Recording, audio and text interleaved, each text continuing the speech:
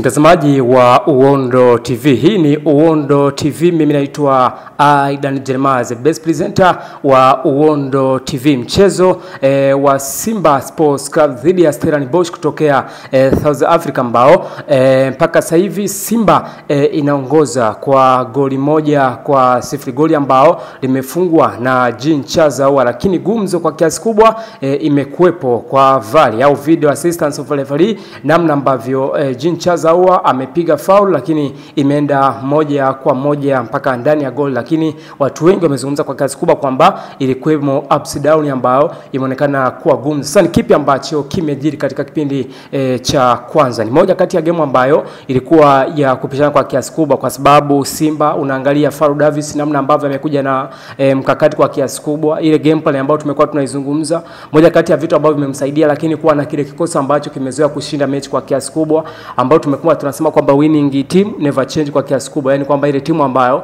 imezoea kushinda waga haibadiliki. Lakini unajaribu kutazama mchezaji mmoja mmoja wa Simba, unawapa kama credit kwa kiasi kubwa kulingana na kile kitu ambacho wamekifanya. Maybe unamzungumza mtu kama Kip Dennis, angalia mtu kama Jean Charles au kina Fabrice Mangoma ambao wamejituma kipindi cha kwanza, lakini alikuwa anajua kitu gani ambacho wanakifanya. Lakini hapo angalia Jean Charles Ahoua ambao ni advanced playmaker ndani ya klabu ya Simba, kuna vitu vingi sana ambavyo alikuwa anaviopa, namna ambavyo alikuwa anapiga free kick, lakini namna ambavyo alikuwa na kati ni Elie Mpanzu pia the same scenario. Ni mchezaji ambaye amekuwa kwenye muendelezo au consistency za kufanya vitu vingi. Lakini kipindi cha kwanza unaweza kusema kwamba Simba kuna namna ambavyo wameprove kwamba kitu gani ambacho anakihitaji kwenye kombe la shirikisho barani Afrika, ambao tunasema kwamba ni CAF Confederation League Cup. Lakini pia utamzungumzia Kamara ambaye alikuwa superb hasa dakika 15 za kipindi cha kwanza, namna ambavyo alikuwa na balance team, ambao tumesema kwamba basic modern goalkeeper ambaye ana uwezo mkubwa.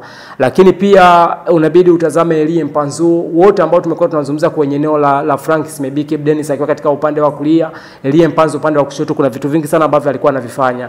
Talking about Steven Dese Mkwara ambaye ni mshambuliaji wa klabu ya Simba, na mwenyewe kipindi cha kwanza kuna namna ambavyo alikuwa anaiofa.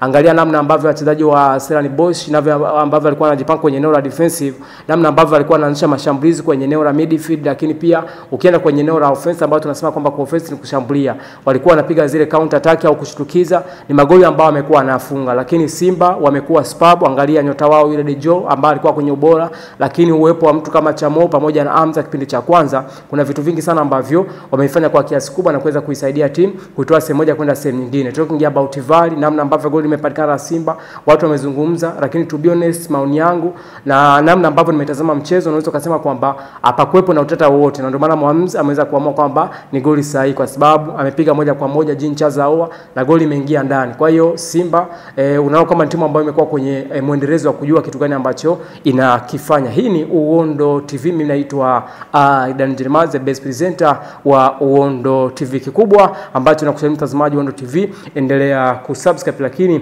usahau kulike, kushare na kucomment ili kuweza kuwa mtu wetu wa kwanza kufuatilia taarifa mbalimbali za kimichezo.